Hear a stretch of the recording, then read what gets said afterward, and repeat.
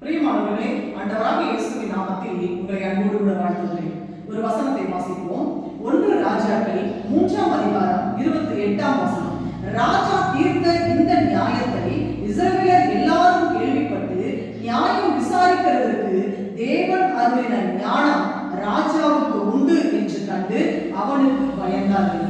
இந்த சாலமோன் ராஜாவுக்கு ஆண்டவர் மிகுந்த ஞானத்தையும் திரளான ஐஸ்வர்யத்தையும் அவர் கொடுக்கிறார். எப்படி இவருக்கு இந்த ஞானம் வந்துச்சுன்னு சொல்லி சாலமோன் வயதில் சிறியவராய் இருந்தாலும் பெரியவர்கள் அனைவரும் கண்டு பயப்படுகிற அளவுக்கு தேவன் அவருக்கு அந்த ராஜாவுக்கு சாலமோன் ராஜாவுக்கு மிகுந்த ஞானத்தை கொடுத்திருக்கிறார். 2 பெண்கள் அவர்கள் ஆண் பிள்ளைகளை பெற்றிருக்கிறார்கள். ஒருத்தினுடைய குழந்தை புரண்டு படுக்கும் பொழுது இறந்து விடுகிறது. இன்னொருத்தினுடைய ஆண் குழந்தையை அவர் எடுத்து பக்கத்தில் வைத்துக் கொண்டு இது என் பிள்ளை, செத்ததுதான் உன் பிள்ளை என்று அவர்களுக்குள்ளே வழக்கு வருகிறது.